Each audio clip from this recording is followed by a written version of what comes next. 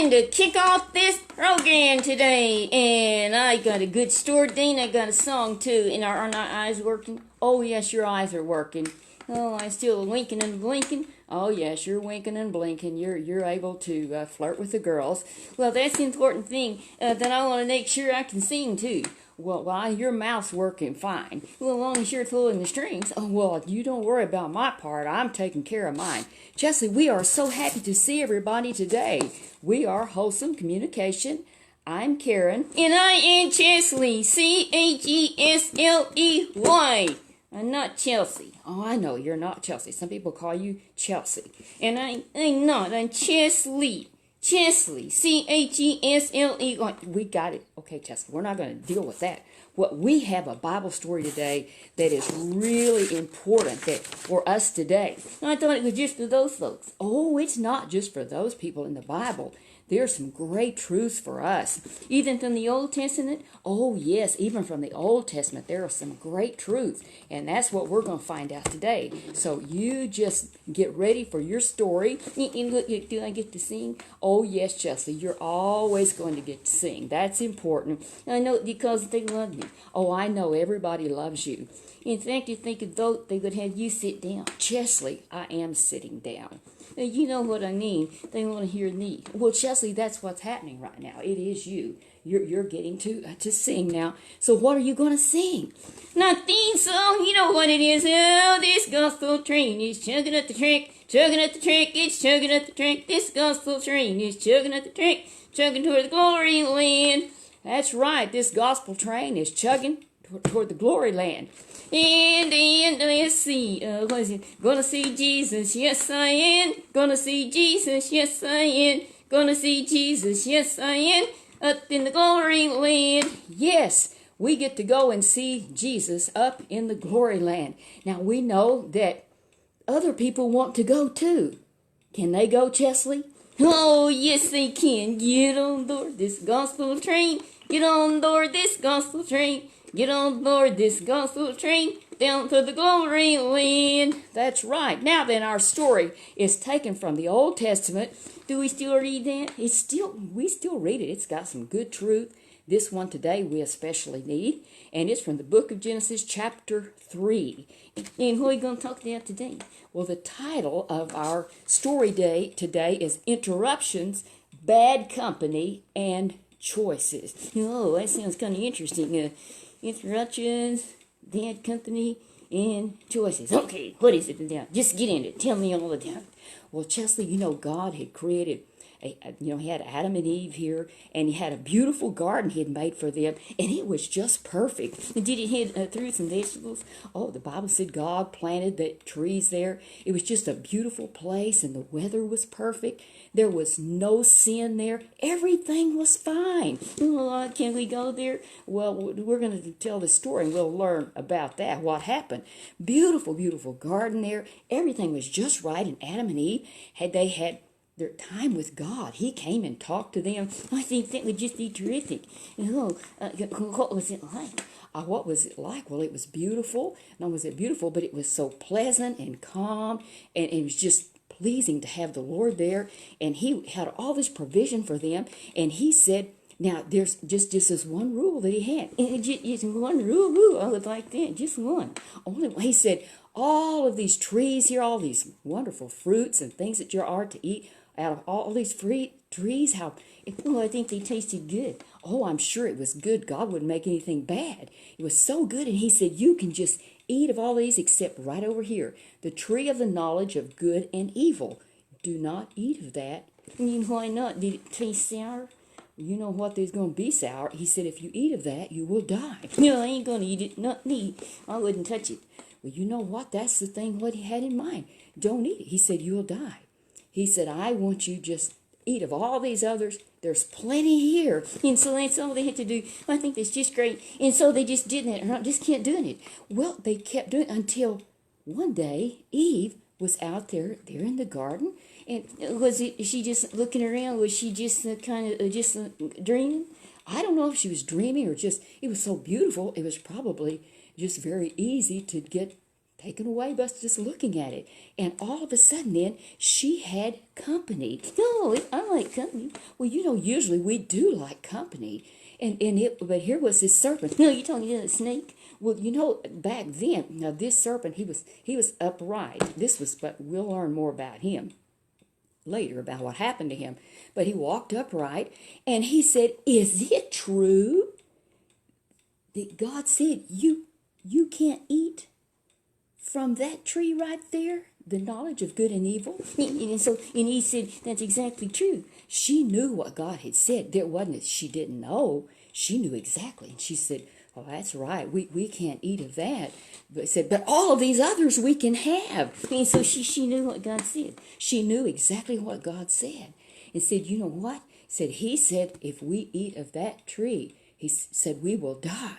And what did that devil say? He said, then stay away? No. He said, oh, God lied to you. What did you say? He said God lied. He doesn't lie. We know God doesn't lie. She listened to what the serpent said. I think she was scared. The Bible doesn't tell us she was scared. In fact, you know what, Chesley? I don't think she was scared. I think he was so nice. If he had been scary, she would have run to Adam. So she's not scared. And so she thinks he's really a good guy. She thinks he's really, she thinks he's a good serpent. He's so nice and really appealed to her when he said, you know what, said, God just knows you'll be like him. And you'll know, you'll know good from evil. That's all it is. That's what he just, say that God isn't telling the truth. She needs to run him out of there. Well, she should have said, get out of here. And how did he get in there? Well, I imagine God he let him be there, but you know what happened? She was going to have to make a choice. We all have choices to make. I just want to know what happened at this deal. Well, she went ahead and you telling me she ate? Yes, that's exactly what she did. Why did she do it? She should have told Adam.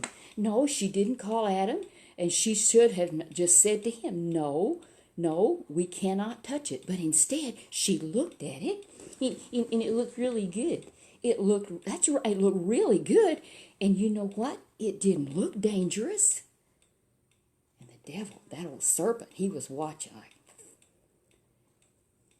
She let him deceive her, and she reached up. Nothing happened. And so she said, oh, it smells good. Did she smell of it? I don't know if she smelled of it. Did you know our pastor smells of peaches? Chesley, yes, our pastor smells of peaches. He says that's how he can tell if they really are good.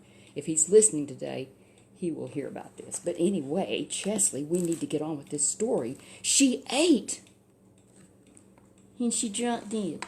She did not drop dead as far as in the flesh, her body, but spiritually, that part of her that was in fellowship with God, now she had sinned. She had sinned. She hadn't even known anything about sin. Now she knew good from evil, and now here she realizes she's guilty, and she's done the wrong thing, and did she run? Here she is just miserable. And Adam came.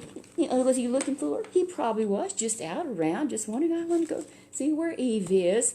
And here she was. She had eaten this, and he saw that she did. Oh, he said, we're not supposed to do that.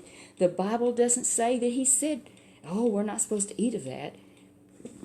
What do you think he was thinking? I think he nodded and thinking, well, you didn't die. And you know what Eve could have said? Well, I think God lied. I don't know. It's possible that she could have said, well, I was talking to the serpent. Was he still standing there? The Bible doesn't say that he was or he wasn't.